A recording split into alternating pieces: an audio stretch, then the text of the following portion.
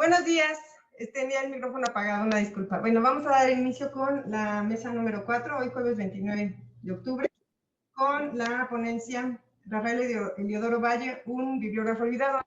Les he compartido el currículum de la doctora María de los Ángeles Chapa, quien es doctora en Historia de México por la Facultad de Filosofía y Letras de la UNAM.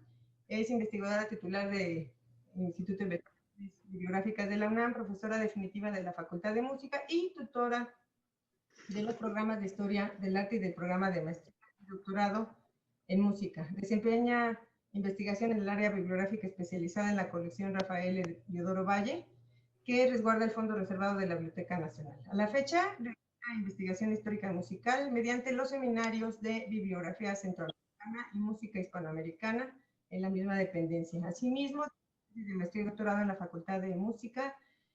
En 2009, el gobierno de Honduras fue el premio Rafael Eliodoro Valle por sus aportes sustanciales a la investigación y difusión de la cultura americana y centroamericana. En el 2012 ingresó como miembro de la Academia Hondureña de la Lengua.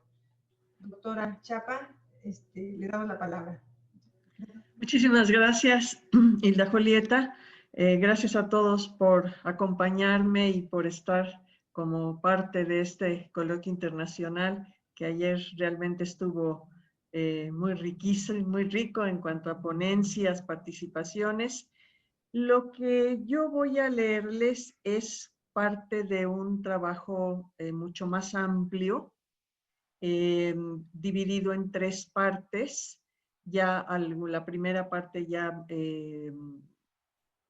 participé con ese material en algún otro coloquio anteriormente, pero lo que van a escuchar ustedes ahora pues es lo fuerte de Rafael Eliodoro Valle como bibliógrafo. Entonces voy a iniciar con la lectura para que tengamos el tiempo suficiente. El quehacer bibliográfico de Rafael Eliodoro Valle fue cotidiano. Hondureño de nacimiento, 1891-1958, vivió más de 50 años en México, desempeñando una extraordinaria labor humanista. Su producción histórica y literaria fue producto de su excepcional labor bibliográfica.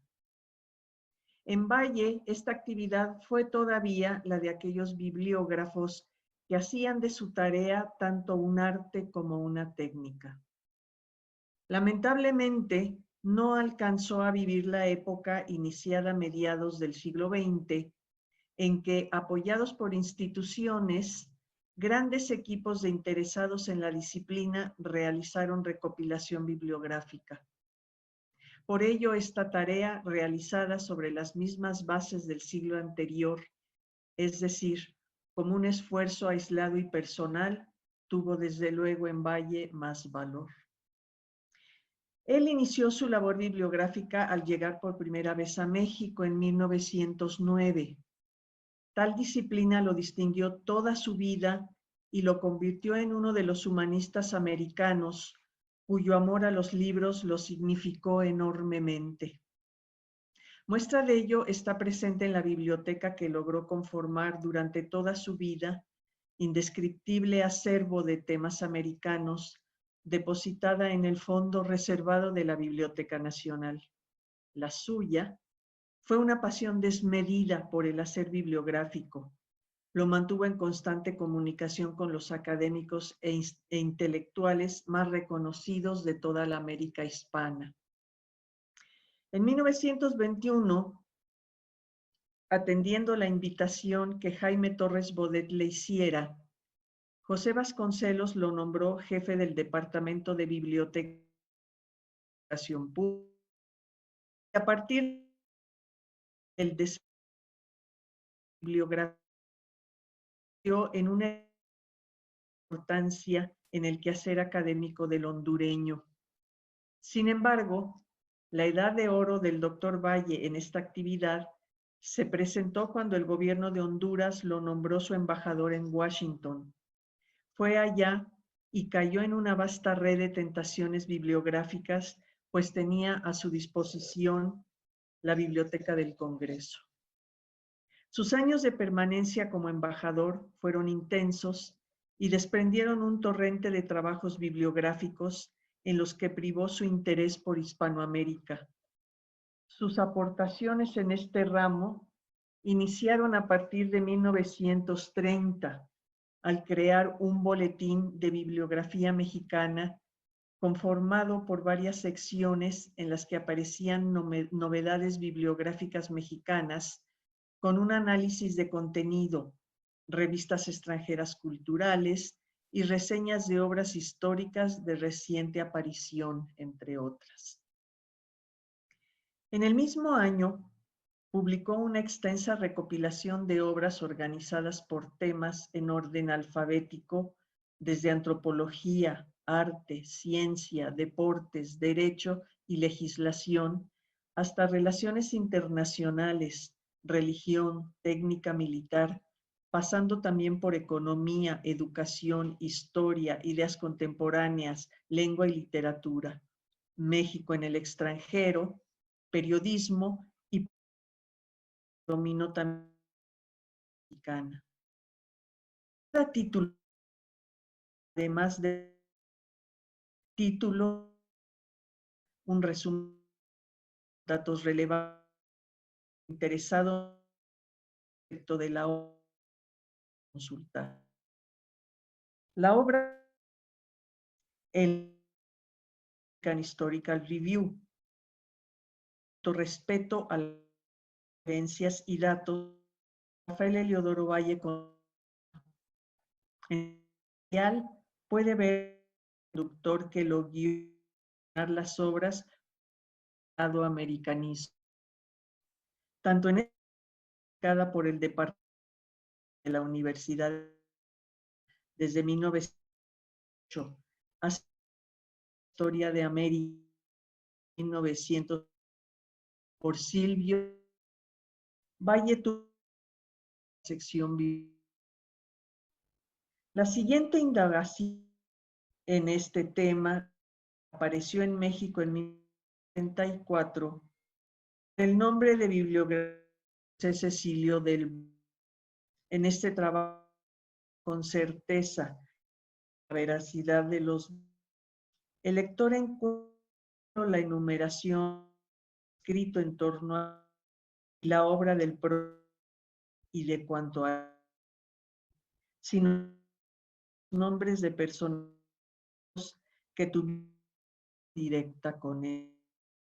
Quien se hace podrá dar conocimiento del José Cecilio y reconstruir los más interesantes de la vida política y de la historia de las americanas.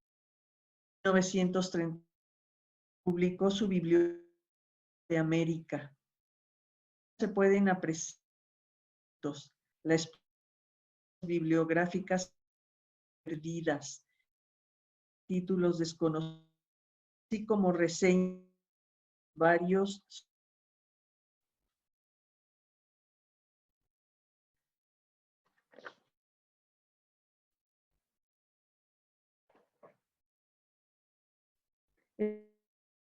En 9, bibliografía Altamirano, puesta no obstante recopilación y análisis civilización de sobre el personaje que abarca 168,880. 2 años en 1991, bibliografía editada por Mexicano de. En esta obra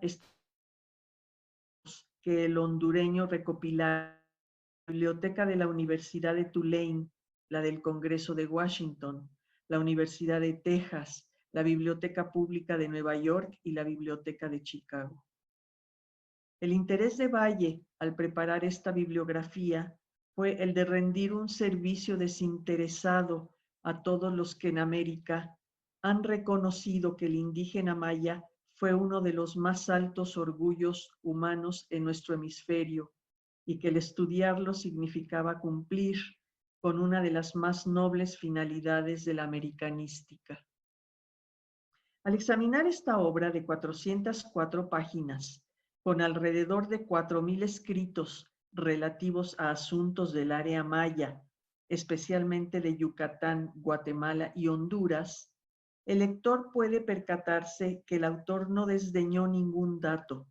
Recogió listados, diccionarios, artes de lenguas indígenas, relaciones de tiempos de la conquista, códices, tratados de arte y todo lo referente al mundo maya. Fruto de su erudición bibliográfica fue también la Cirugía Mexicana del siglo XIX, publicada en 1942. La primera parte está integrada por una interesante reseña, a la par que abundantemente informada, del desarrollo de la ciencia quirúrgica en nuestro país. Consta de 3,000 fichas que incluyen también biografías sumarias de cirujanos con las efemérides más notables del desarrollo de la cirugía mexicana a partir de 1520 y hasta 1936. Incluyó también noticias históricas de hospitales y sociedades científicas. La bibliografía cervantina en la América Española, editada por la UNAM en 1950, fue la siguiente obra de Rafael Eliodoro Valle. Desde las primeras páginas se revela la capacidad asombrosa del método de investigación utilizado por el hondureño.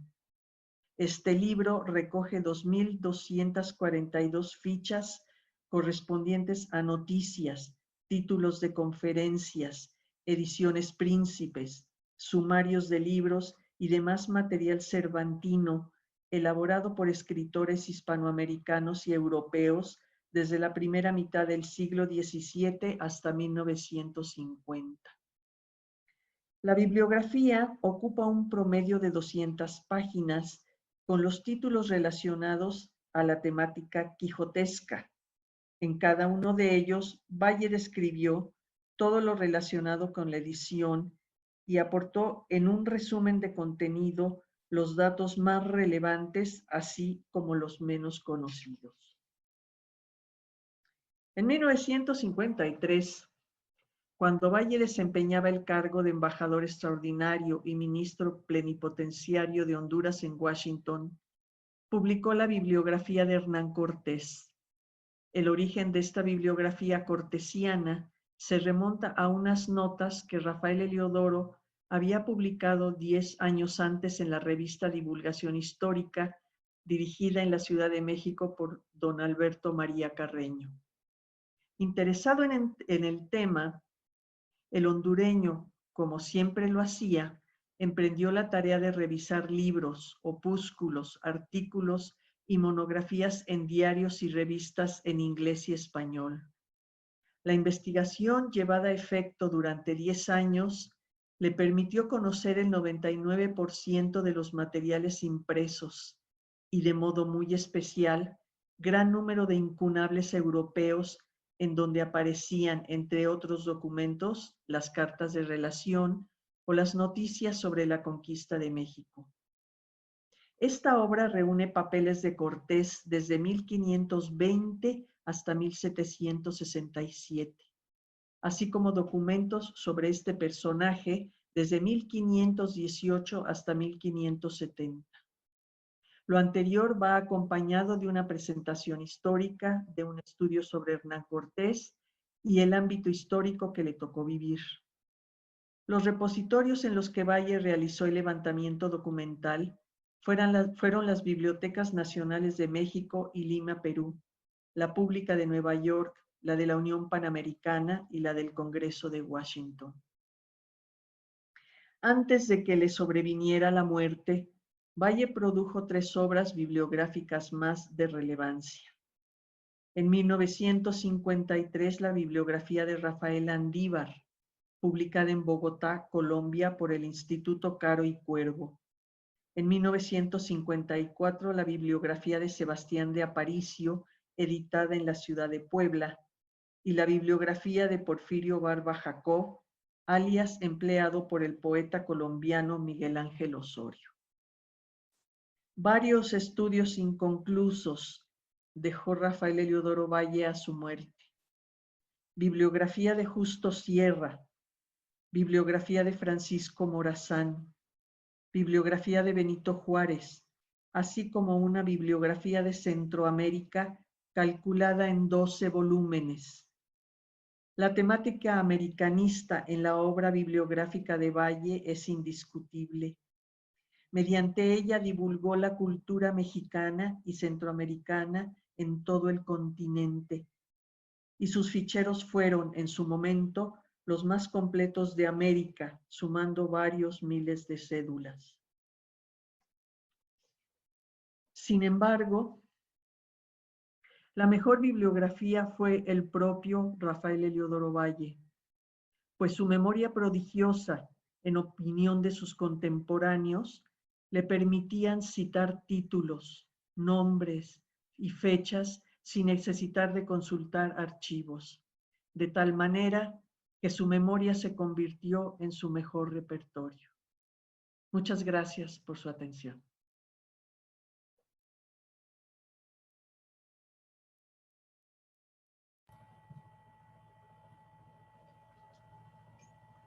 Muchas gracias, doctora Chapa. Les recordamos que las preguntas pueden escribirlas en el chat y que las resolverán los ponentes al término de la mesa. El día de hoy el doctor César está impartiendo clases y es que vamos a compartir su presentación y video.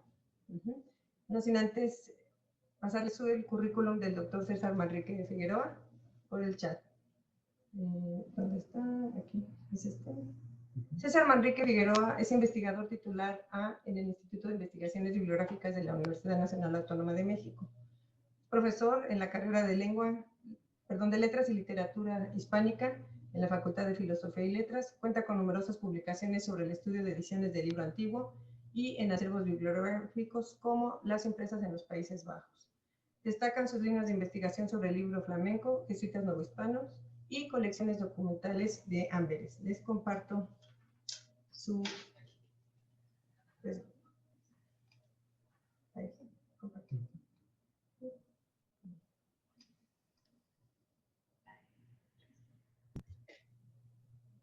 Hola, muy buenos días a todos. Qué gusto estar con ustedes. Bueno, de manera virtual. Muchas gracias a la doctora Hilda Julieta Valdés por la invitación, al maestro Alberto Juárez por la asesoría técnica y saludo también a mis colegas Salvador Reyes y la doctora Chapa, que son mis compañeros de mesa. Es un honor compartir la mesa con ustedes. A continuación comparto pantalla. Perfecto. Bueno, José Ignacio Mantecón Navasal. No voy a hablar muchísimo sobre su biografía porque hay trabajos que me preceden. Recientemente el de Alejandro González Acosta del 2017.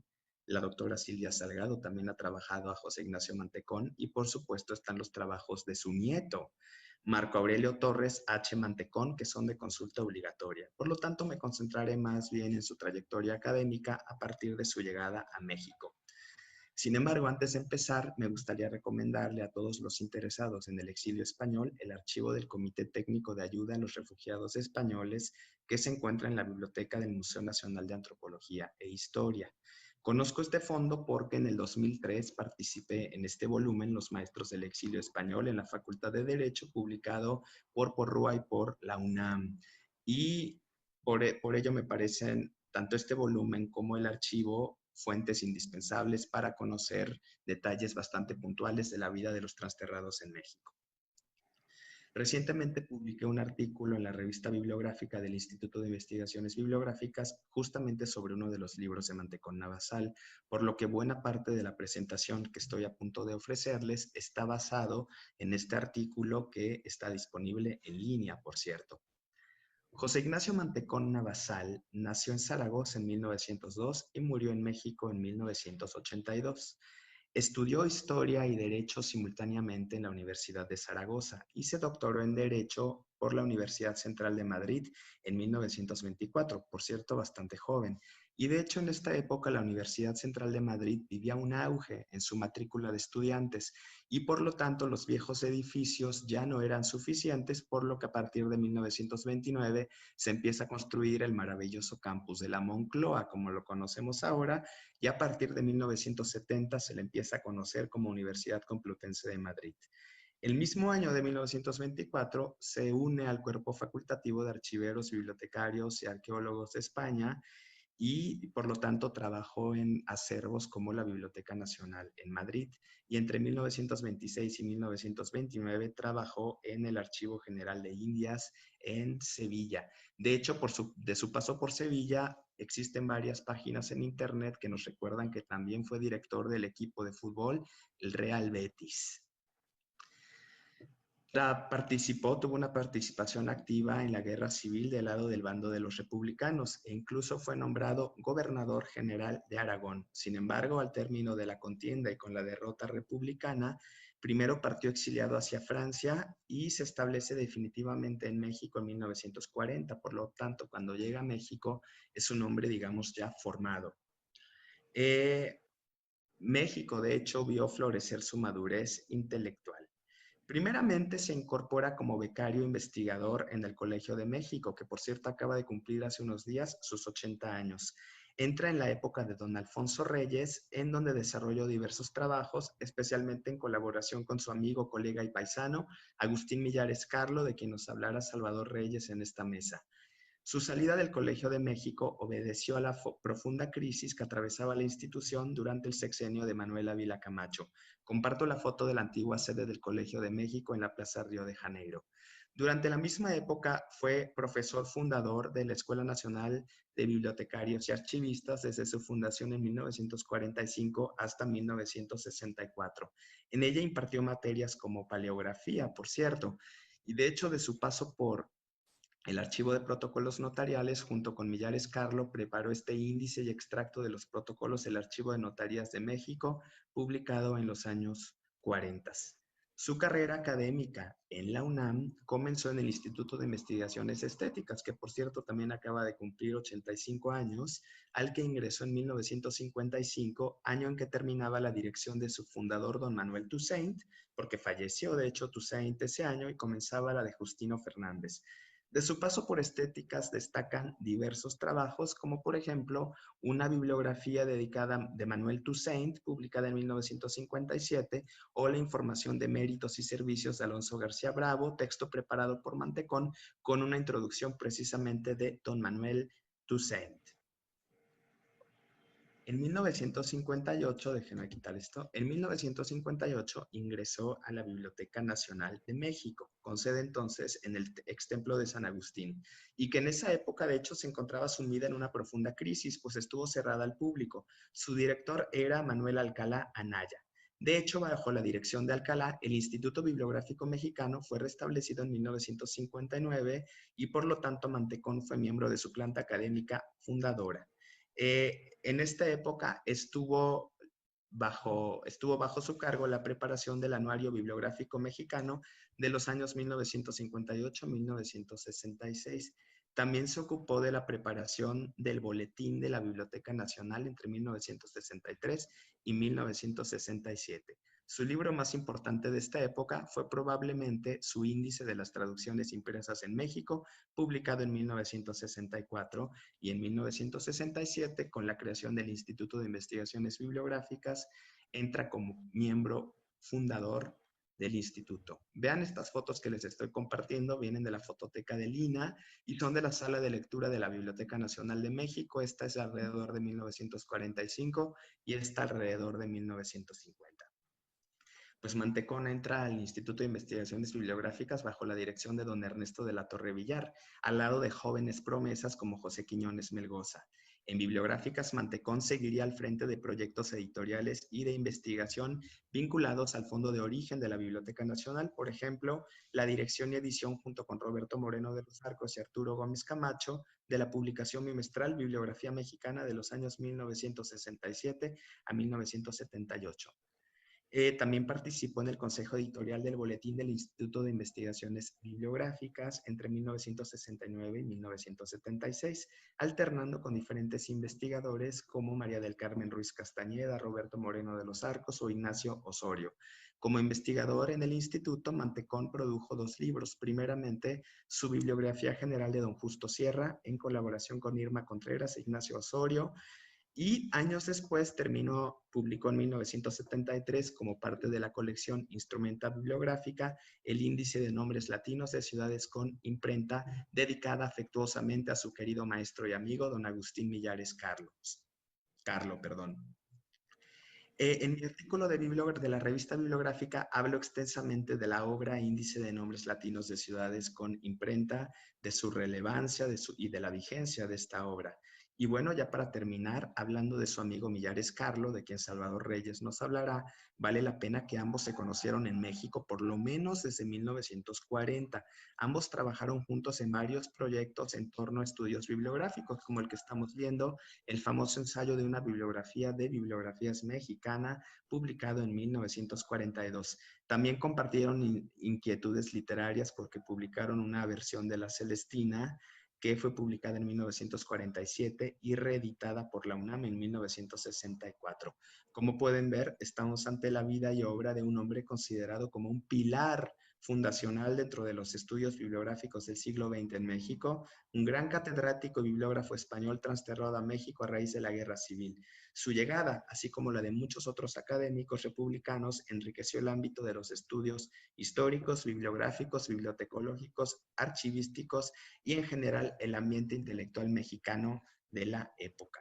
Muchas gracias y me despido con esta imagen de un Mantecón joven que saqué de una revista aragonesa. Les agradezco su atención y voy a terminar de compartir. Muchas gracias. Por cierto, sobra decir que cualquier pregunta, comentario, sugerencia, me la pueden hacer llegar. Desafortunadamente no estaré conectado simultáneamente porque tengo clase en la Facultad de Filosofía y Letras, pero voy a tratar de terminar temprano para incorporarme a la ronda de preguntas. Muchas gracias. Déjame compartir. Bien, ya está. Bueno, pues muchas gracias. Breve y concisa la participación de César. Doy la palabra ahora al doctor Salvador Reyes Equiguas, que nos hablará de Agustín Millares Carlo, pero leeré su reseña curricular, ya se lo compartió por chat. Hay ya varias preguntas. Pues, no puedo bajar. Aquí está. No tengo el chat de Salvador. Ay, no tengo el currículum. Sí, yo tengo. No lo tengo. Sí, ya lo tengo. Salvador Reyes Equiguas, perdón, Salvador, es investigador titular de tiempo completo, adscrito al Instituto de Investigaciones Bibliográficas de la UNAM, donde es coordinador del seminario Cantares Mexicanos, grupo interinstitucional que tiene por objeto traducir, editar y estudiar el manuscrito del mismo nombre resguardado en la Biblioteca Nacional. Asimismo, desarrolla el proyecto Testimonios de San Agustín, que pretende reconstruir la historia de la investigación bibliográfica en los últimos años de la residencia de la Biblioteca Nacional en el Templo Agustino. Salvador Reyes, volviendo a compartir su currículum. Perdón, Salvador. Pues le damos la palabra que hable sobre uno de los pilares, exactamente, también, junto con Mantecón. Gracias. Buenos días. Antes de iniciar, nada más les quiero preguntar si se escucha bien, si todo está en orden desde el punto de vista técnico. Sí, gracias, doctora Chapa. Bueno, como lo dijo César, también para mí es un honor compartir esta mesa con 2 colegas avesados, bibliógrafos, que una de ellas ya consagrada con una carrera muy, muy sólida, a quien admiro muchísimo, a la doctora Chapa Besanilla, y a un colega, César Manrique, un vecino de cubículo con el que de pronto hacemos algunas charlas de índole estrictamente histórica y bibliográfica, de tal suerte que esta coincidencia pues para mí resultó afortunada. Por otra parte, también agradezco a la doctora Hilda la invitación a participar en este en este evento. Creo que es un evento que estaba pendiente por realizarse en el instituto. Lo acabamos de ver ahora con las dos ponencias previas. El exilio como una forma de vida es una experiencia que debe de ser realmente gravosa, ¿no? En la obra de los exiliados se percibe las vidas compulsivas que han llevado. Y yo creo que nosotros hemos tenido la suerte de enfrentarnos ahora o de conocer la obra de estos exiliados que buscaron refugio y consuelo en la vida del libro, en el mundo libresco, en las bibliotecas, en los autores, en los papeles antiguos. Y ese refugio pues, nos ha dejado un legado impresionante, descomunal, que aún hoy en día no hemos tratado, no hemos terminado de dimensionar, no hemos comprendido en su justa dimensión, porque son generaciones que son relativamente recientes y es una historia relativamente reciente que todavía está por construirse, que todavía está por completarse. Afortunadamente en esta reconstrucción histórica ya se han puesto manos a la obra, mucha gente nos ha antecedido, en el caso de César y el mío, y en el caso, bueno, de la doctora Chapa, pues es la máxima autoridad en el mundo sobre la obra de Valle. Quiero decir que la experiencia de vida de Valle, de Mantecón, de Millares Carlo, no es distante a nosotros, no es ajena, ¿no? Yo creo que hoy en día tenemos casos relativamente recientes, unos asociados precisamente a la guerra, todavía a la guerra civil española, como lo fue el caso del doctor Bouchot, quien además fue alumno del propio Millares. Hay otros compañeros que por circunstancias políticas o elecciones de vida han buscado en México y en su patrimonio bibliográfico y en nuestro patrimonio cultural una forma de vida. Y son colegas que aún están en activo, me refiero a Alejandro González Acosta, a Marina Garone, que son grandes bibliógrafos con los que evidentemente reflexionar sobre el exilio va más allá que el mero dato bibliográfico, o biográfico más bien, ¿no? Y que debemos de entender que esta actitud, insisto, de este cambio de vida, trasciende en la mentalidad y en las obras que nos han legado estos autores. Por eso es que creo que la idea de la doctora Hilda de hacer un encuentro de este tipo no solamente es pertinente, sino viene a llenar un hueco que nos hacía falta en bibliográficas, y también pone de manifiesto la necesidad de crear grupos de investigación sobre historia de la bibliografía propiamente dicha. No trabajar solamente en bibliografías, sino ya abordar la reconstrucción histórica de esta disciplina, que como todos sabemos está en una etapa de reconfiguración, en una etapa de redefinición.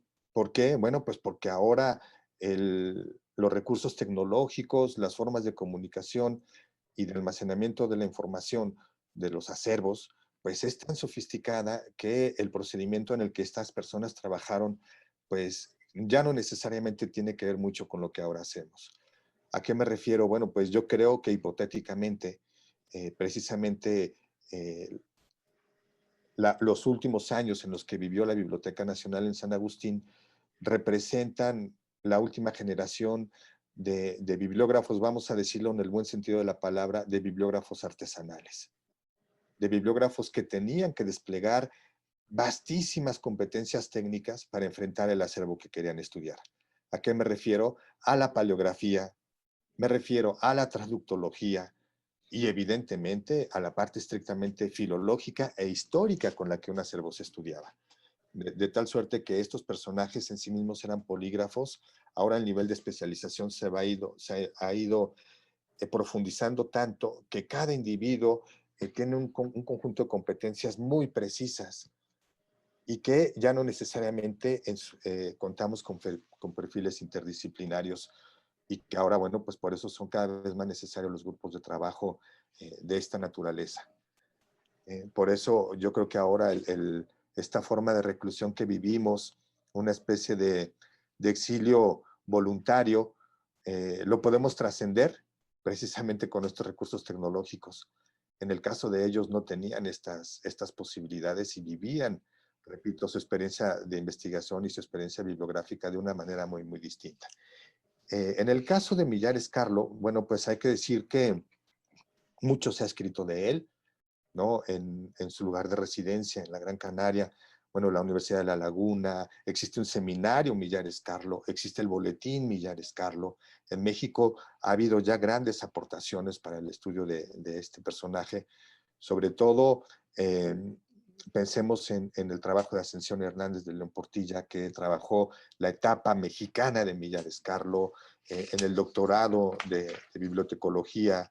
Liduska Sirarova ha hecho una tesis de doctorado estupenda, estupenda sobre la vida de Millares Carlo y su aportación a la bibliografía mexicana. Evidentemente su biógrafo inicial, vamos a decirlo, el que primero empezó a colectar los testimonios para construir una biobibliografía de Millares Carlo, fue en Venezuela. Lino Basaraujo, ¿no? Una obra muy, muy difícil de conseguir, testimonios para una biografía.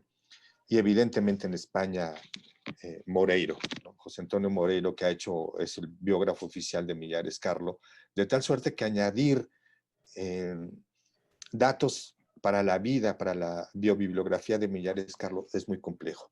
Tan solo tengamos presente que él nos legó más o menos alrededor de 300 obras, casi todas de naturaleza bibliográfica, algunas de naturaleza filológica, bibliográfica, traductológica, historias de la literatura. Es una nómina de títulos impresionante que seguramente ustedes ya conocen, porque, bueno, pues ha sido, como lo dijo la autora Hilda, es uno de los grandes, grandes pilares de la bibliografía mexicana. La parte mexicana es la que ahora nos atañe a nosotros. Ya también la doctora Hilda se adelantó. En conjunto estamos desarrollando un proyecto que se llama Testimonios de San Agustín, donde más que recuperar la parte técnica bibliográfica o la parte administrativa institucional de la Biblioteca Nacional, queremos comprender la atmósfera cultural e intelectual que se vivía más o menos entre los años 40 y finales de los 60 en la Biblioteca Nacional, cuando precisamente estaba el auge pues de la vida universitaria en el centro histórico, donde el barrio universitario tenía una efervescencia cultural, a donde llegó a insertarse Millares Carlo, en el sentido que llegó a colaborar en la Biblioteca Nacional, y para ello estamos recurriendo a algunas entrevistas con algunos de los alumnos que le sobreviven. Tenemos entrevistas ya bien logradas con el doctor Germán Viveros, con el doctor José Quiñones. Afortunadamente alcanzamos a tener algunos encuentros con el doctor Eduardo Báez, recientemente fallecido, una pérdida irreparable y que para el caso de nosotros, bueno, pues fue muy lamentable en el desarrollo del proyecto. A pesar de ello, logramos todavía entrevistarnos con él, a la doctora Irma Contreras, a Luis Olivera. Nos faltan algunos colegas como el doctor González Polo, el doctor Tarcisio García, que también alcanzaron o tuvieron la suerte de formar parte de ese cúmulo de bibliógrafos, de grandes bibliógrafos que todavía desarrollaron y su actividad profesional, que todavía alcanzaron a desarrollar su actividad profesional en San Agustín. Por eso el proyecto se llama así, Testimonios de San Agustín, de tal suerte que ahora haré solamente un pequeño recuento cronológico, un poco de la estancia de Millares Carlo en México, vinculado un poco a los testimonios que hemos tenido. Afortunadamente hemos ya empezado la transcripción de estas entrevistas y a partir de ellos podemos colectar algunos datos. Bien, hay que recordar que cuando Millares Carlo llega acá, pues llega en un momento, digamos, en donde una generación de intelectuales está proponiendo un proyecto cultural postrevolucionario, ¿no? Recordemos que Millares Carlo llega en 1939, exactamente cuando Lázaro Cárdenas impulsa toda una política cultural nacionalista, donde en su proyecto académico, en su proyecto cultural, entiende que el recibimiento de los españoles iba a enriquecer a México en muchos aspectos, en muchas disciplinas, y que era un capital humano que iba a legar a la postre una riqueza invaluable, como ahora lo podemos verificar. La idea de Lázaro Cárdenas tuvo un tino tan extraordinario que por eso podemos hablar ahora de Mantecón, por eso podemos hablar ahora de Millares Carlo y de muchos otros trasterrados, no solamente bibliógrafos humanistas en general, y también de otras áreas, músicos, médicos, sobre todo, recordemos el caso de los médicos, y que a esta atmósfera es a la que llega Millares Carlo. No vamos a entrar en el detalle de su vida tormentosa antes de llegar acá. Él ya había vivido una forma, para mí, una forma de exilio, cuando él tiene, como muchos jóvenes la viven, cuando él tiene que salir de sus islas para ir a estudiar desde muy joven a Madrid, ya se da una primera separación con su familia.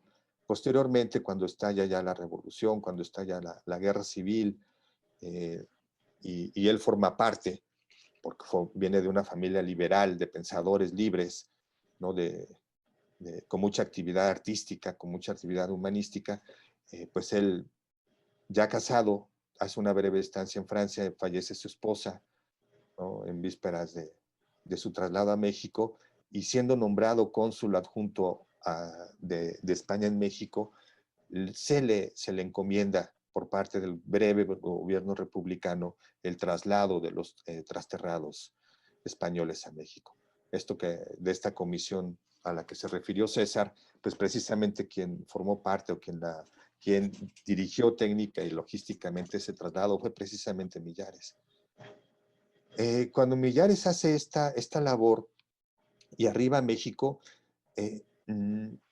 pues tiene que insertarse en los círculos intelectuales del momento. Evidentemente, bueno, pues con Valle tiene un encuentro, con Eleodoro Valle, un encuentro muy rico. En la revista de la Universidad Nacional está publicada un diálogo estupendo, que es una de las fuentes para ir vislumbrando la actitud de Millares ante la bibliografía, ¿no? Millares descubre que México es un terreno propicio para desarrollar una labor similar a la que él había desarrollado en España, con los códices visigódicos y otras cosas, los archivos de protocolos notariales, que fue una de sus grandes pasiones. Y en México, pues, encuentra refugio en el gran acervo que va conociendo poco a poco. Llega a México, se inserta al proyecto cultural de la creación de la Casa de España en México, posteriormente el Colegio de México, y a la sazón pues va conviviendo con personajes como Higuinis, como Manuel Alcabalá, como el propio Eleodoro Valle, y de ellos va abrevando y descubre que hay una tradición bibliográfica en la que él tiene mucho que aportar, y lo hace de una manera muy rica. Inmediatamente empiezan sus trabajos, no solamente en el sentido de seguir cultivando la lengua latina, dando clases en colegios particulares, en el Vives, por ejemplo, ¿no? Para trasterrados españoles, en la propia Facultad de Filosofía, cuando se crea el colegio, en la Casa de España DAC, también talleres de latín, para inculcar. Sabe que el acervo mexicano es crucialmente en su etapa colonial latino, y que debe de fomentarse la enseñanza del latín para precisamente conocer ese acervo. Una tarea que hoy en día perdura, esa necesidad imperiosa no se ha logrado subsanar, ¿no? La gente, ahora hemos descubierto no solamente que hay que aprender latín, ahora sabemos que el acervo colonial hay que tener herramientas del griego y sobre todo también de lenguas indígenas. Esto ya lo había detectado Millares Carlo con el latín, y por eso es que se dio la tarea de empezar a trabajar a los grandes bibliógrafos de estas tierras. Recordemos que para mediados de los 40, en el 44, publica el prólogo a la Biblioteca Mexicana de Guiara y Eguren, y con ello, con la traducción que hace a este prólogo, con la enteloquia o prólogo a la Biblioteca Mexicana, funda una línea de investigación que perdura hasta el presente, ¿no? Con esta traducción, posteriormente se van formando Ernesto de la Torre, y Ernesto de la Torre ya logra crear un grupo inmenso de trabajo además, no solamente Ernesto de la Torre, su otro gran discípulo, nos lo comentaba el propio doctor Viveros, ¿no? Este trabajo fue una parte angular para el surgimiento histórico de la bibliografía mexicana, ¿no? Por ahí se micrófono. No sé si soy yo o si alguien por ahí puede apagar su micrófono para poder continuar. Ya, creo que ya, ¿verdad? Decía, con Millares Carlo, el inicio a los estudios de Guiara Yeguren, pues fue continuado posteriormente por Germán Viveros, a la par de Ernesto de la Torre Villar, y es una área que todavía se cultivan en bibliográficas. Ahora, la doctora Loret Godinás, bueno, pues trabaja la parte de la Biblioteca Mexicana, todavía en colaboración con el doctor Viveros, y por parte de la doctora Hilda, bueno, pues la parte latina. Son las dos latinistas con las que cuenta la planta de investigadores del instituto. En mi muy modesta opinión, es una labor titánica para dos expertas. Creo que sería estupendo que tuviéramos más, pero en fin. A esto, poco a poco, Millares Carlo pues entra en contacto con las nuevas autoridades de la Biblioteca Nacional. Recordemos que él llega en el 39, en el 40 es nombrado Vasconcelos, y cuando entra Vasconcelos, Millares Carlo tiene un proyecto interesantísimo de catalogación. Ya desde Guinness se había hecho la reforma a los sistemas de catalogación, ya se había establecido la creación de tarjetas, sino las publicaciones de los catálogos, como se estilaba todavía la usanza antigua en otros lugares. Aquí, digamos, la Biblioteca Nacional estaba modernizándose y poniéndose a tono con los tiempos. Y Millares Carlo, con este instinto bibliográfico, con este olfato para detectar la importancia de los acervos, se dirige a la sección de Teología de la Biblioteca Nacional. Con un asistente empiezan la catalogación, ¿no? En un tiempo récord, cataloga 1500 volúmenes, si mal no recuerdo, nos dice en sus cartas con Alfonso Reyes que esto ocurrió en un mes, ¿no? Generaron registros para 1500 volúmenes latinos, cosa que no es nada sencilla, ¿eh? Lamentablemente este proyecto se vio interrumpido por falta de recursos cuando iba más o menos sobrepasando los 7000 registros. ¿De dónde tenemos estos datos? Afortunadamente Alberto Enríquez publicó la correspondencia entre Alfonso Reyes y nuestro recordado Millares Carlo. En esta correspondencia, por ella, sabemos que Millares recurrió al apoyo de Alfonso Reyes. Sabía que tenía muy buenos nexos con Vasconcelos y que podía ser un mediador estupendo para promover los apoyos, para promover los proyectos que Millares tenía para la Biblioteca Nacional, cosa que efectivamente ocurrió, aunque en estos avatares que yo mencionaba al principio de mi exposición, en donde siempre la obra de los humanistas exiliados siempre se aspira a un pequeño aroma de nostalgia, de frustración. En el caso de Millares, por lo menos lo podemos sentir cuando uno lee las cartas que le dirige a Alfonso Reyes, quejándose sobre la escasez de recursos. Quizá no tuvo la sensibilidad suficiente, lo digo como un quizá hipotético, lo enfatizo, para entender que México tenía unas prioridades. Ya Cizarova lo había hecho notar por ahí en alguna línea, ¿no? Que Millares quizá no comprendió que las necesidades de México en cuanto a política cultural eran mucho más complejas que el estudio del patrimonio colonial. Un proyecto educativo, por ejemplo, que Vasconcelos había impulsado, había concebido y que ahora le tocaba impulsar desde la biblioteca, pues evidentemente era prioritario para el proyecto cultural y educativo de la nación. Por ahí incluso le llega a decir, ¿no? Que voy a leer una pequeña cita de las cartas cuando se refiere a la interrupción de este proyecto de catalogación de este fondo. Le dice Millares a Alfonso Reyes: nada se puede hacer en este antro de pobreza, por lo menos mientras no se formalicen los planos para el nuevo edificio. Mucho te agradecería que nos mandara las fichas de trabajo ya terminado, el cual complementaremos cuando nos los permitan nuestros recursos. ¿A qué se refiere? Que precisamente Millares elaboraba una primera versión de las fichas que pasaban por la anuencia de Alfonso Reyes para que entonces Vasconcelos las promoviera y que rápidamente quedaran establecidas.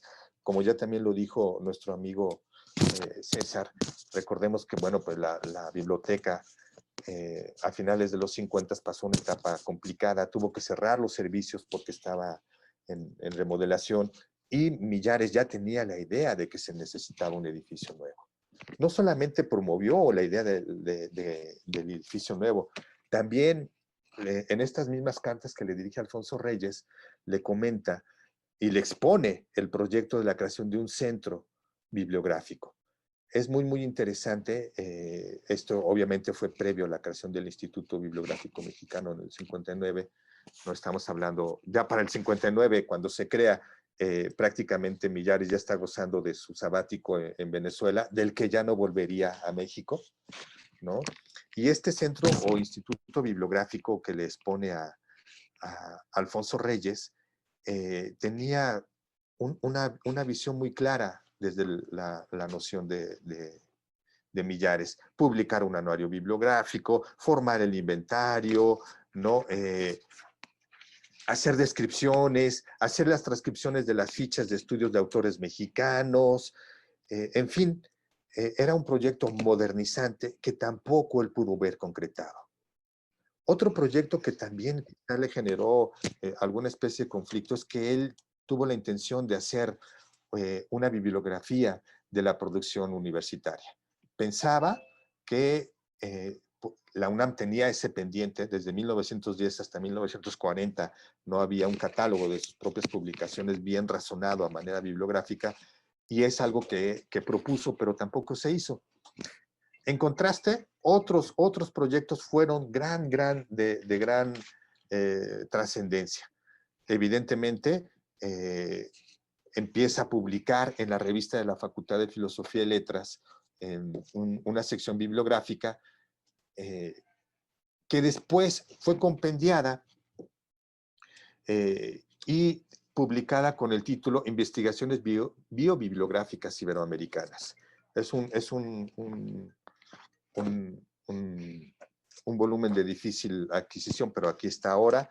¿Qué otras cosas publica? Evidentemente lo que habíamos mencionado de Guiara Yeguren, y en fin, un conjunto de obras que ahora podemos consultar. La bibliografía mexicana del siglo XVI, los 4 ensayos biobibliográficos mexicanos, y un cúmulo de cosas que no siempre termina aquí. Muchas veces las concluye incluso en Venezuela y las concluye en España. Para cerrar, quiero decir que el tiempo me ganó, hubiera querido exponer otros datos. Pues, tenemos que decir que hay muchas cosas todavía que rescatar de la vida de Millares Carlo. Quizá comprender su dilema existencial al vivir un poco la ambivalencia que viven los refugiados, en tanto el desprecio de los españoles por ser rojos o el desprecio de la población mexicana viendo de reojo a los gachupines trasterrados. Él dice, inclusive, llega a escribir que se va cansado de la atmósfera intelectual mexicana. Se va decepcionado en cierta parte porque al quedar viudo y tener una familia numerosa, bueno, pues la parte económica también siempre fue complicada para él. No se halla siempre con sus coterráneos, a los que califica en estas cartas de refugíveros, ¿no? Donde dice que, bueno, pues tienen una vida de pronto insulsa, y no se halla. Tristemente, quizá la suma de su origen insular, que no pertenece a una tierra, digamos, fija en el sentido de que era una tierra de tránsito por donde pasaban marineros y la vida iba y venía por todas partes y a todos los rumbos, y después su propio transitar en diferentes lugares hacen que él regrese a su tierra buscando su asiento, en donde al final parece que tampoco lo logra con plena comodidad. Él, cuando fallece, deja muchos proyectos inconclusos, ¿no? Y para el caso de México, bueno, pues extrañamos este pendiente bibliográfico universitario que hasta donde yo sé todavía no se ha llevado a cabo, ni Fomento Editorial tiene control de esto. Y bueno, pues es lo que ahora les comparto en cuanto a avances de este proyecto de investigación de testimonios sobre San Agustín. Pues muchas gracias y perdón por el abuso del tiempo. Agradecemos mucho tu participación, Nada más Salvador. una vez mucho. Creo que de hecho todas, ¿no? Podrían ser conferencias magistrales. Desafortunadamente, pues el tiempo es el que apremia y tenemos dos preguntas que, si el auditorio me permite, vamos a extender. Primero, una participación de la maestra Elvia Carreño, que nos dice que la obra inconclusa de Eleodoro Valle ya está concluida, ¿no? Entonces, no sé si Elvia podría pasarnos el dato o tomar la palabra, Elvia, si gustas. ¿Elvia? Bueno, en lo que Elvia contesta. La otra es que hay una pregunta para la doctora Chapa. Oscar Jiménez pregunta si el estudio de Rafael Eleodoro Valle sobre la llegada del Quijote a México se incluye en la obra biográfica cervantina que citó. Sus estudios personales Sí. sobre el hondureño ya están publicados. Gracias y felicidades por su exposición. Sí, por supuesto que sí. Doctora, perdón, tiene apagado su Sí, micrófono. sí. Así. Ya, ahí está. ¿Sí? ¿Me escuchan? ¿Sí? Bueno, sí, desde luego que la pregunta de la persona, desde luego que sí, las dos cosas, hay posibilidades de accesar a ellas. El estudio, no quisiera yo decirlo de esa manera, pero pues así es, sobre la vida y obra de Rafael Eleodoro Valle, pues fue mi tesis doctoral en la Facultad de Filosofía y Letras, y el Instituto Hondureño de Geografía e Historia de Honduras hizo una publicación, igual el Instituto de Investigaciones Bibliográficas, todo absolutamente con base en la colección de Valle, en sus cartas, tiene una parte de correspondencia verdaderamente impresionante de 33,000 cartas con toda la intelectualidad americana. Y yo con base en eso, pues fui tejiendo desde que Valle, siendo un chamaco, es invitado a venir a México por el cónsul de México en Honduras, cuando ve la posibilidad de este jovencito, se lo trae a estudiar a México, él llega aquí y por eso a partir de 1908 pues se empieza a hacer vida intelectual en México. Todo eso pues está en ese libro que se llama Rafael Eleodoro Valle, Humanista de América, que fue, le digo, mi tesis doctoral. Y lo que pregunta acerca de Cortés, ¿sí? ¿No estoy mal? Si me repite la pregunta. No sé si me está escuchando la persona. Sí, maestra, buenos días. Sí, Hilda, muchas gracias. Maestra, usted citaba el libro de la bibliografía cervantina en América. Y a mí me interesaría saber... sobre la llegada del Quijote a México se incluye en la obra de bibliografía cervantina que citó. Sí, sí. Los estudios personales sobre el hondureño ya están publicados. Por favor. Gracias y felicidades. Sí se encuentra, pues está en la colección perteneciente a Rafael Eleodoro Valle, que está en el fondo reservado de la Biblioteca Nacional. Allí está, pues todo es un acervo, pues de los más importantes, yo considero, que tiene la Biblioteca Nacional, sobre todo por la riqueza de documentos de México, Centroamérica, Honduras, y pues él a su muerte por testamento dejó a la Biblioteca Nacional de México toda su vida en papel, digamos, ¿no? Ahí están todas sus obras, desde luego se puede consultar. Lamentablemente, pues esta situación no nos ha permitido tener acceso, digamos, fácil, pero sí en el fondo reservado de la biblioteca se puede consultar, desde luego que sí.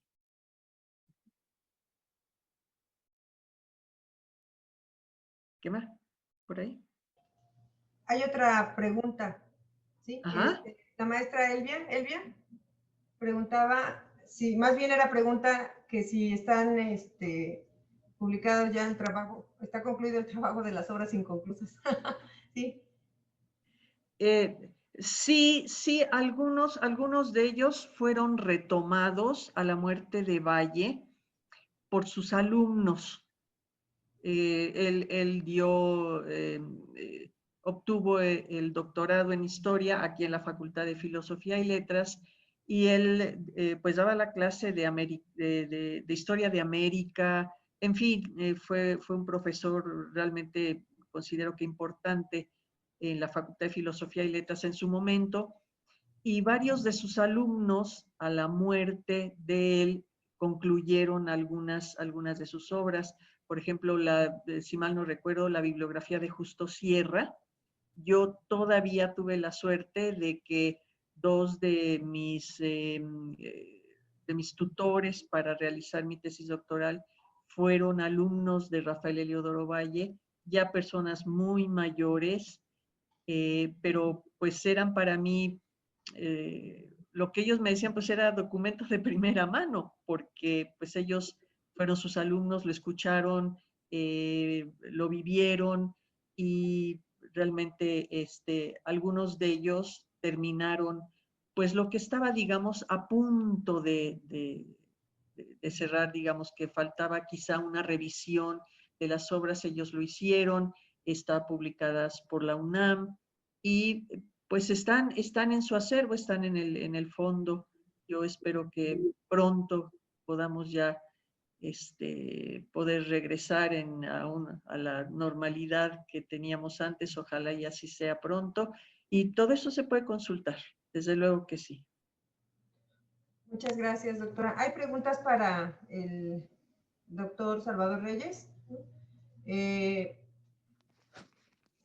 Preguntan si, Leticia Orozco, si existe el epistolario de Millares Carlo y Vasconcelos, una, y la otra es, justo ahora que menciona el epistolario de Millares Carlo con Alfonso Reyes, ¿se cuenta con más obras testimoniales autobiográficas, memorialísticas de Millares Carlo y otros bibliógrafos del exilio? Doctor bien. Reyes. Sí, bien. Voy a comentar lo poco que sé solamente de Millares Carlo. Existe un fondo en Canarias, en Gran Canaria, Millares Carlo, un seminario Millares Carlo, que es donde se han publicado en el boletín Millares Carlo muchos de estos documentos, algunos documentos, y este fondo sigue creciendo. Están muchas de las cartas de Millares que te mantenía sobre todo con su familia, con sus hermanos, con un poeta sobrino suyo. Y en el caso de Vasconcelos, si es que existiera algo, una relación epistolar, más que una relación epistolar, quizá puede encontrarse en el archivo de la Biblioteca Nacional alguna forma de comunicación institucional y administrativa, cuando Vasconcelos era el director y Millares Carlo colaboraba allí. Voy a decir algo que ojalá no bueno, ni modo, va a quedar grabado aquí. Tengo la impresión que no hubo una relación entre ambos muy tersa. No sé si llegó a la rispidez, no lo sé, pero el hecho de que Millares Carlo tuviera que dirigirse a Alfonso Reyes para pedirle apoyos para que él pudiera realizarlos en la Biblioteca Nacional y no al director, pues es algo muy común. Es algo muy común. ¿no? Desconozco las razones por las cuales quizá no empataban en cuanto a intereses intelectuales. Por ahí de pronto, en estas cartas que él escribe a algunos intelectuales que se conservan en el Fondo Millares de Canarias, sí le dice que la gente cree que existe una teoría filosófica aquí y lo dice con sarcasmo, además, de pronto, ¿no? Diciendo, ostentan un conocimiento que no tienen filosófico. Y yo, francamente, calculando más o menos los años en los que pudo haber escrito esto, son precisamente esos años de mediados de los 40 para despuntar los 50, y tengo la impresión que en cierto momento se refirió a los movimientos filosóficos mexicanos, evidentemente con Vasconcelos en la vanguardia. Por eso es que yo, hasta donde sé, no existe esa relación epistolar como con Alfonso Reyes. Y sí hay cartas, ¿no? No hay una autobiografía. Yo creo que cuando uno ve el método bibliográfico de Millares Carlo, que fue tan rico, que rebasó por mucho la bibliografía descriptiva, creo que él, sabedor que su obra tarde o temprano iba a ser referencia para otras construcciones de bibliografías, hizo un método biobibliográfico cuando estudió a Cervantes de Salazar, cuando estudió a Dávila Padilla, a Higuera Yeguren y a... ¿Quién me falta? Higuera Yeguren, a Beristán y Sousa. Evidentemente, ligar su producción bibliográfica, ligar la historia intelectual con la vida cotidiana de estos personajes, era para llamar la atención de que así se construye la relación con los libros, que la relación de los libros no se establece en un escritorio, ¿no? En un gabinete, sino también se establece con una forma de vida. De hecho, ellos, como pasó con Eleodoro Valle, con el propio Mantecón, pues tuvieron unas vidas con facetas muy ricas, muy amplias. No eran ratones de biblioteca, ¿no? Tuvieron actividad política, tuvieron actividad cultural, fueron encargados de gestión pública y necesariamente la bibliografía, el mundo de los libros, deja ver ese aspecto de la vida de ellos. Yo creo que ese método biobibliográfico, basado mucho en la historiografía, en la reconstrucción histórica del contexto cultural en el que se produce una bibliografía, es una herramienta, vamos a decirlo, crucial para la bibliografía analítica, cosa que él siempre prefirió. Voy a poner aquí en pantalla, a ver si lo alcanzan a ver, el Prontuario de Bibliografía General. Es una obra que ya fue publicada hasta el 66, en su estancia ya en Venezuela, donde él hace una recapitulación, es una obra sintética donde esboza su concepto de bibliografía. La taxonomía bibliográfica, donde él dice, bueno, la bibliografía existe desde tales fechas, estas son su historia, ligada a la historia de las bibliotecas, ligada a la historia de las lenguas, evidentemente a la historia de las lenguas, y dice, existe la bibliografía nacional, las bibliografías universales, las bibliografías descriptivas, las analíticas, por su contenido, y va esbozando todo el desglose taxonómico, y que a final de cuentas ese desglose taxonómico dejó alguna forma de escuela. Voy a comentar algo que nos comentó la maestra Irma Contreras. Cuando estaban trabajando, haciendo los ficheros, decía, ahora tienen que hacer ustedes el recuento de materias. ¿Qué cosas están publicando en México sobre odontología y qué cosas sobre ingeniería? No me interesa solamente sobre poesía, porque eso realmente es lo que demuestra el estado de la educación en México. Y tenemos que reflexionar cuántas obras hay y por qué hay de tal y tal y tal materia para hacer un recuento de cuál es el estado de nuestro espíritu intelectual, por ejemplo.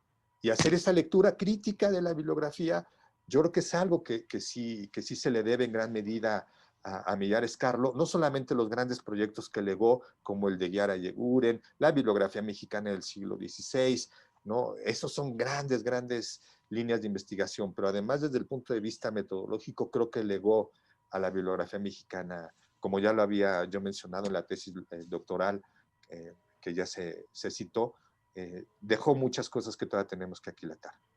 Perdón, volví a usar. Muchas gracias a la mesa, ¿verdad? Ha sido muy, muy rica.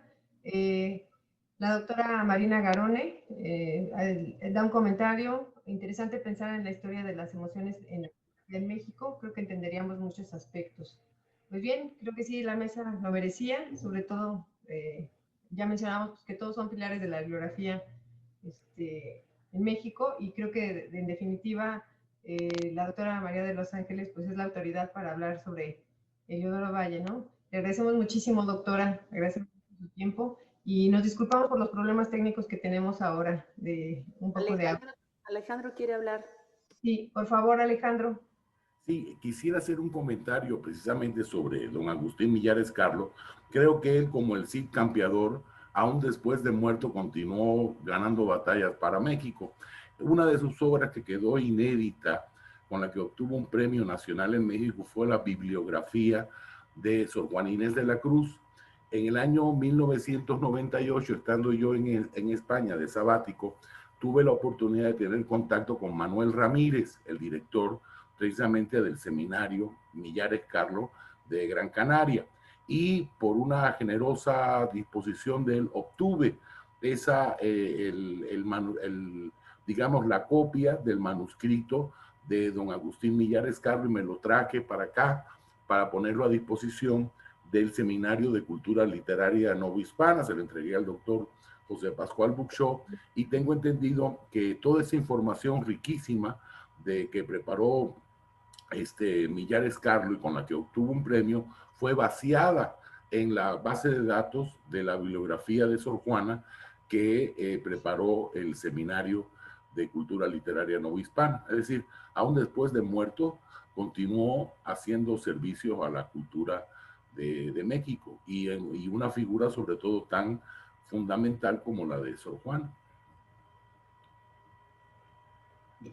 Así es, doctor. Muchas gracias. Bueno, al auditorio les mencionamos que el doctor Alejandro González Acosta, que también es del Instituto de Investigaciones Bibliográficas, es como ya lo refirió el doctor César Manrique, especialista en Mantecón. Lo que sucede es que ahora su participación la tendremos el día de mañana, ¿no? Sobre exiliados cubanos, lo cual, evidentemente, Ale, pues te agradezco muchísimo el comentario y bueno, si quieren, ¿les parece bien? Te damos 5 minutos de receso, ya que nos comimos el tiempo del receso. Creo que ya estamos calentando motores, ¿verdad? Para todo el coloquio, para las preguntas. Damos 5 minutitos para que nosotros también podamos bajar las presentaciones y regresamos entonces a las 11:20. Muchas gracias.